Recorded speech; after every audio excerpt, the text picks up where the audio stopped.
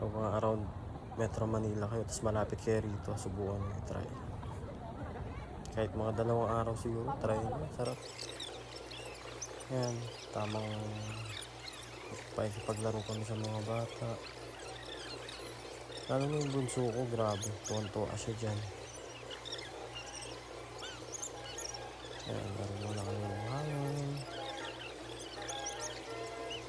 Laro sila. Tawang bukal sila. Maganda rin dito guys, magdala kayo ng yung mga toys na para sa sand. Para makapag-build sila. Ina-allowed naman nila yon na magdala. Huwag lang yung mga magdala kayo ng kaserola dyan, tsaka kawali, lutuan. Bawal yan dyan. Siyempre doon kayo sa unit nyo mismo. Taka ba kayo? Sarap kayo niya, oh. Oo. Kahit adult ka talaga yun, mag-i-enjoy ka. Mag-i-enjoy ka din. Sobrang enjoy mo, lalamigin ka. Dahil open area yan eh. Baka, ng ambience. Yun. Ilang minuto lang, lipat kami ng ginabi na kami dun sa wave pool. Sa pool area, yung mga bata talagang mapapagod, masusulit nila. Lumabas na nga kami yan, 4 PM na eh. Para kay 3 hours makapag-swim sila. Kahit 3 hours lang, di pwede kasi sobrang babad, baka naman magkasakit sila, sipunin sila.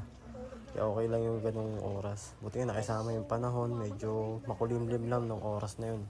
Ito, balik na kami sa unit namin.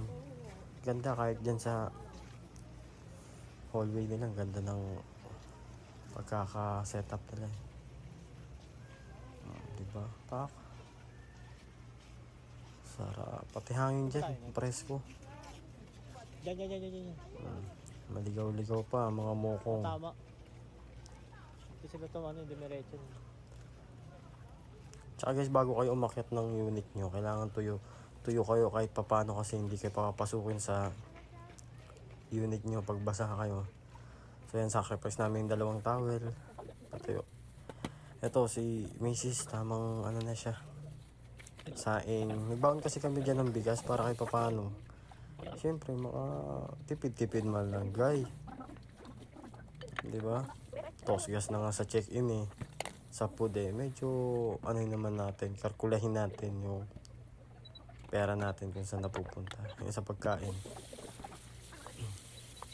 Yan, bigas lang naman. Pwede kayo magsaing dyan, magluto kayo.